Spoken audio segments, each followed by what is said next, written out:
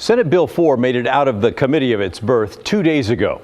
It's now in the Ways and Means Committee, which deals with all things money related, and this one does have a bunch of money tied to it.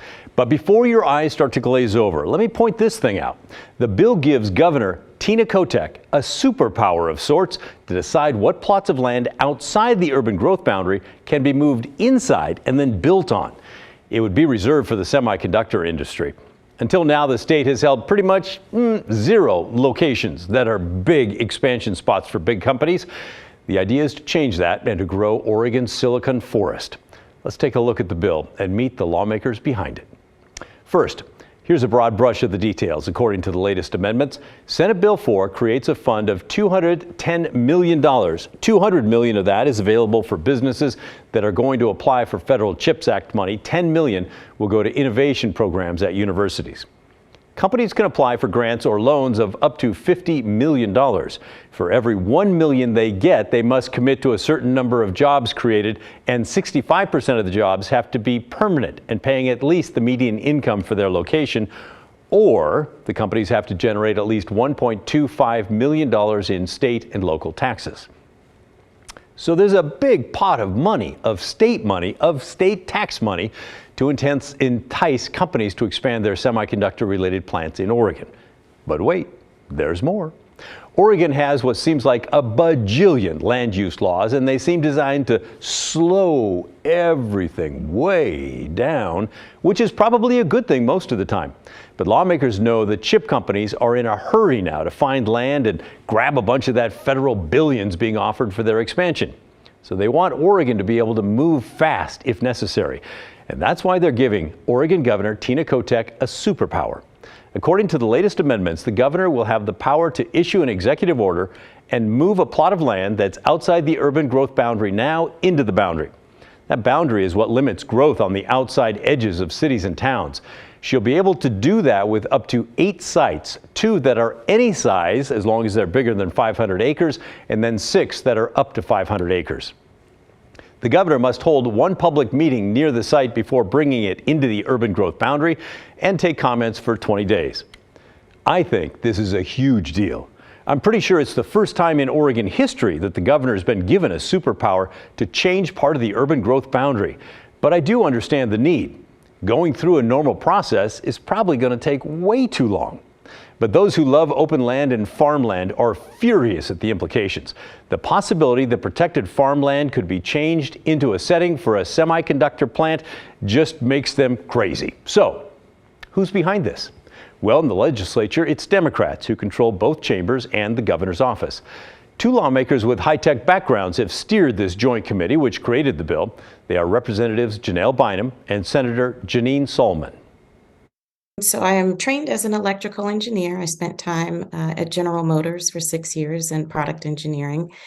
And I'm also a business owner. So I understand the needs of having a supply chain, a talented workforce, and overall economic investment that will help us move forward for the next 20 to 50 years.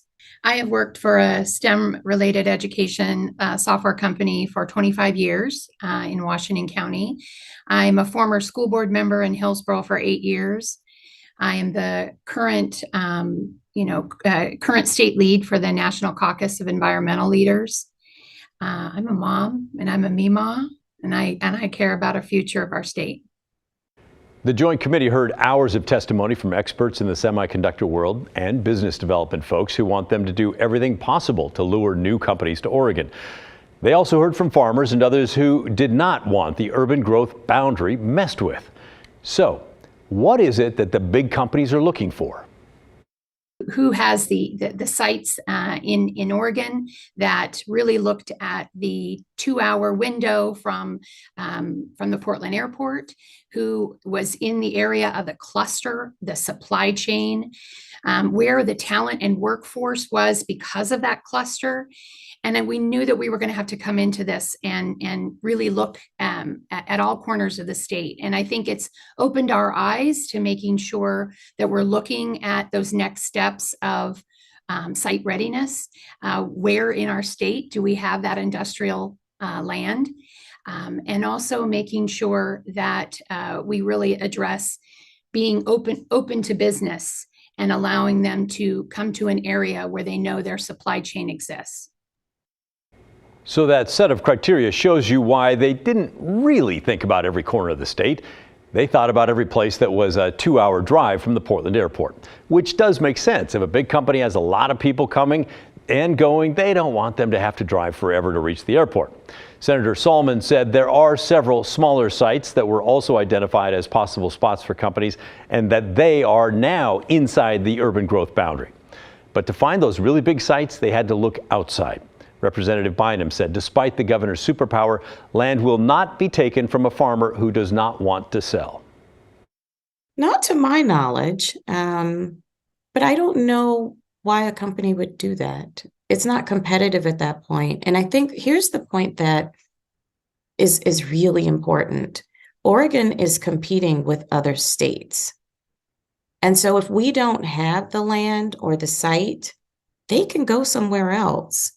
Our goal is to make Oregon attractive, building on what we already have. So excellent educational institutions, excellent workforce, an ecosystem for the supply chain that already exists.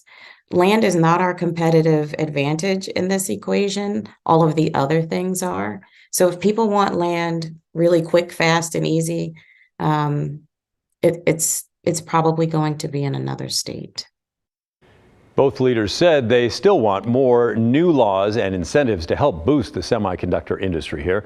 Bynum wants more money for college programs that will prepare students to work in high tech and more money to lure black and brown kids who grow up in Oregon to return from their out-of-state colleges and work here in the high tech businesses.